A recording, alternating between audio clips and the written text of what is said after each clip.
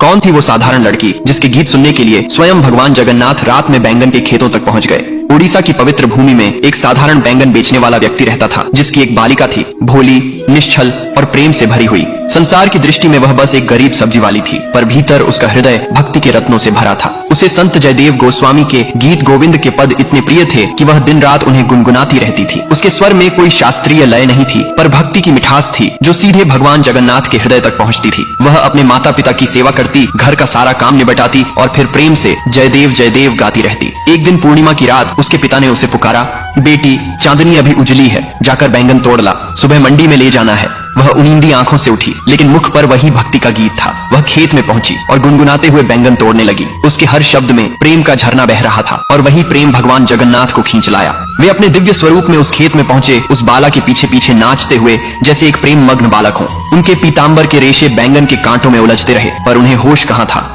भक्ति का नशा दोनों ओर था। भक्त और भगवान दोनों एक दूसरे में खोए हुए थे। सुबह जब जगन्नाथ मंदिर के पट खुले तो राजा ने देखा कि भगवान का नया पीतांबर फटा हुआ है। उसे लगा पुजारी ने धोखा दिया है। उसने क्रोधित होकर पुजारी को कारागार में डाल दिया। बेचारा पुजारी रोता रहा, प्रभु, मैं निर्दोष हूँ। उसी रात राजा को स्वप्न में स्वयं भगवान जगन्नाथ प्रकट हुए। वे बोले, राजन, पुजारी निर्दोष है। मेरा पीतांबर तो बैंगन के कांटों में उलझ गया था जब मैं अपने भक्त की भक्ति सुनने गया था। उस बालिका की गायन भक्ति ने मुझे बांध लिया था।